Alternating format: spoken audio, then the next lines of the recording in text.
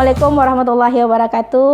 Puji syukur saya ucapkan kehadiran Allah Subhanahu wa taala, yang mana pada saat ini saya diberikan kesempatan untuk menyampaikan atau mempresentasikan disertasi saya. Setelah salawat beserta salam saya ucapkan kepada pucuk bimbingan kita, yakni Nabi besar Muhammad sallallahu alaihi wasallam. Yang terhormat Profesor Ganefri PhD, yang terhormat Ibu Profesor Dra Yeni Ruzimela PhD, yang terhormat Profesor Dr. Atmazaki MPD, yang terhormat tim promotor itu Ibu Profesor Dr. Nurhizrah Gistituati MED ADD, yang terhormat Bapak Profesor Dr. Sufyarma Marsidin MPD, yang terhormat Bapak Dr. Yahya MPD. Selanjutnya tim pembahas, yang terhormat Bapak Profesor Dr. Ahmad Fauzan MSI MPD, yang terhormat Ibu Dr. Rifma MPD, yang terhormat Ibu Profesor Dr. Rukayyah MPD. Baiklah, saya akan mempresentasikan disertasi saya yang berjudul Pengembangan Model Pelatihan Supervisi Akademik Berbasis Kompetensi Based Training bagi Pengawas Sekolah Dasar. Yang melandasi dalam penulisan disertasi ini adalah latar belakang. Yang pertama, berdasarkan hasil Permendiknas nomor 12 tahun 2007 tentang standar kompetensi pengawas sekolah. Yang kedua, ada keputusan Menteri Negara Pendayagunaan Aparatur Negara nomor 21 tahun 2010 tentang jabatan fungsional pengawas sekolah. Kemudian yang ketiga, ada peraturan pemerintah nomor 74 tahun 2008 pasal 15 ayat 4 beban kerja guru yang diangkat dalam jabatan pengawas satuan pendidikan. Fenomena di lapangan berdasarkan hasil uji kompetensi pengawas sekolah yang diselenggarakan pada tahun 2015 bahwa pada umumnya rata-rata kompetensi pengawas sekolah termasuk kategori rendah, yaitu di Sumatera Barat sebesar 4502. Kemudian juga dilihat dari hasil uji kompetensi pengawas sekolah yang terdiri dari 7 kompetensi. Yang paling rendah adalah kompetensi supervisi akademik. Kemudian juga dilihat dari hasil uji kompetensi guru Kota Padang yang menunjukkan bahwa hasil dari kompetensi pengawas sekolah juga berdampak terhadap hasil uji kompetensi guru yang dilaksanakan pada tahun 2017. Diperoleh hasil diantaranya kompetensi pedagogik dengan skor rata-rata 55,29 dan kompetensi profesional skor rata-rata 61,88 dan skor rata secara keseluruhan adalah 59,90. Ini juga salah satu aspek yang berdampak terhadap kompetensi guru. Rendahnya kompetensi pengawas akan berdampak terhadap rendahnya kompetensi guru khususnya di sekolah dasar. Kemudian selanjutnya adalah kelemahan dalam pelaksanaan diklat atau pelatihan yang dilaksanakan oleh penyelenggara diklat. Yang pertama, penyelenggaraan belum menerapkan manajemen pelatihan secara benar. Kemudian yang kedua adalah pelatihan diselenggarakan tidak berdasarkan pengukuran kompetensi atau need assessment. Kemudian yang ketiga, materi-materi yang dilatihkan tidak sesuai dengan kebutuhan peserta pelatihan. Kemudian yang keempat, pelatihan lebih banyak bersifat menjelaskan berdasarkan standar operasional prosedur. Kemudian, adapun rumusan masalah di dalam penelitian ini, yang pertama adalah bagaimanakah bentuk model pelatihan supervisi akademik yang dilaksanakan saat ini.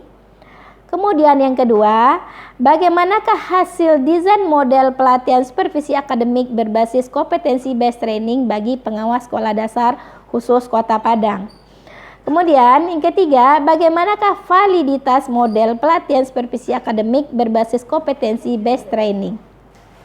Kemudian yang keempat, bagaimanakah praktikalitas model pelatihan supervisi akademik berbasis kompetensi based training. Kemudian yang kelima, bagaimanakah efektivitas model pelatihan supervisi akademik berbasis kompetensi based training.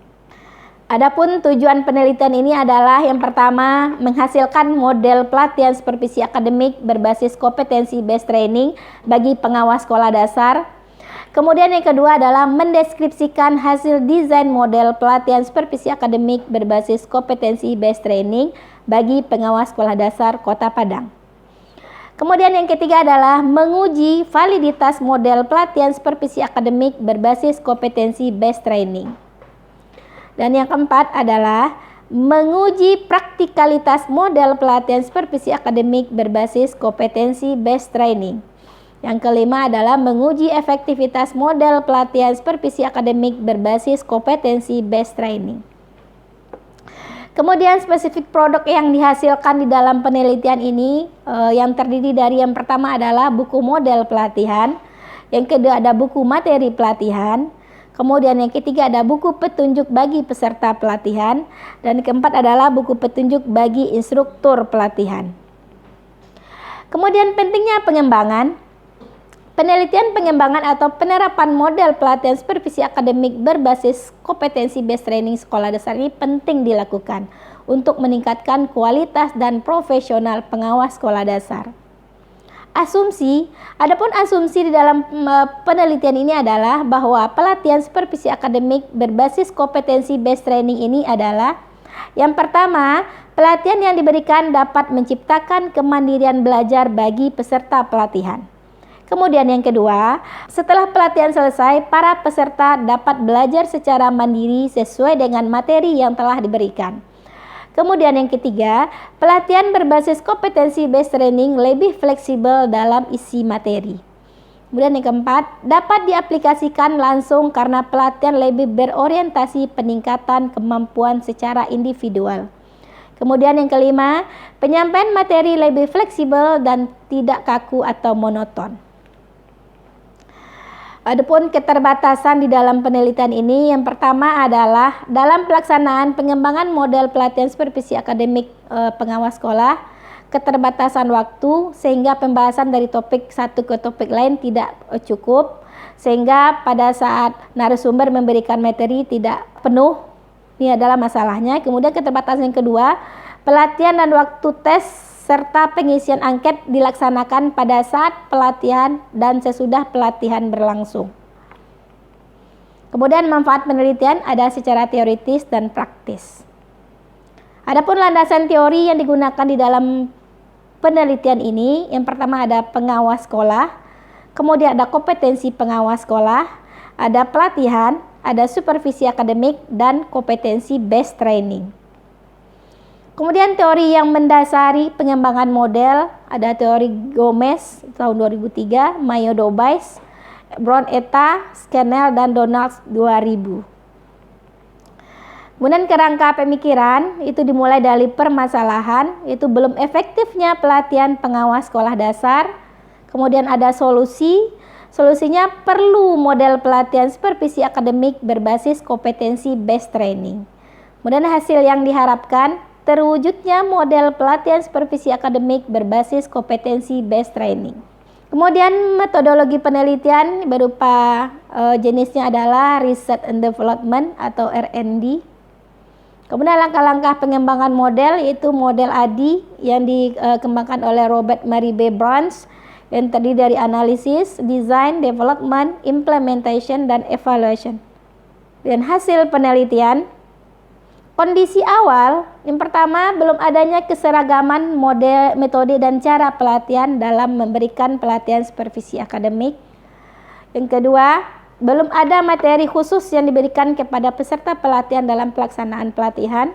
Kemudian, inti dari pelaksanaan pelatihan adalah bagaimana supaya peserta mampu menguasai materi pelatihan. Kemudian, belum adanya strategi atau langkah-langkah pelatihan khusus yang dipersiapkan oleh penyelenggara untuk diterapkan di dalam pelatihan.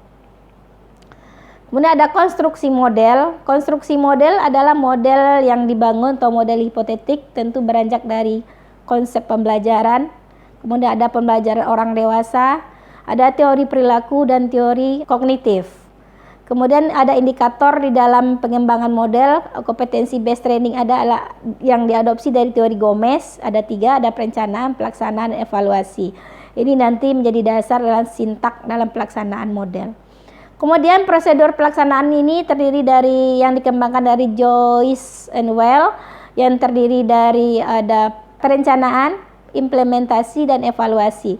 Sedangkan implementasi terdiri dari sintak, ada sistem sosial, program, prinsip reaksi, dan sistem pendukung. Ini yang menjadi target dalam pengembangan model.